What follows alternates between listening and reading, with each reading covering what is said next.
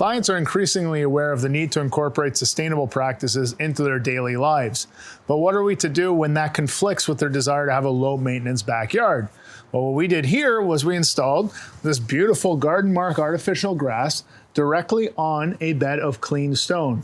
That way we can pitch our 2 paved areas in this direction, and the runoff will flow through the turf, through the clean stone, and reach the compacted soil subgrade underneath, which has been pitched to reach our rainwater harvesting system, which collects the water in a reservoir so we can use 100% of the rainwater on this site for future irrigation needs.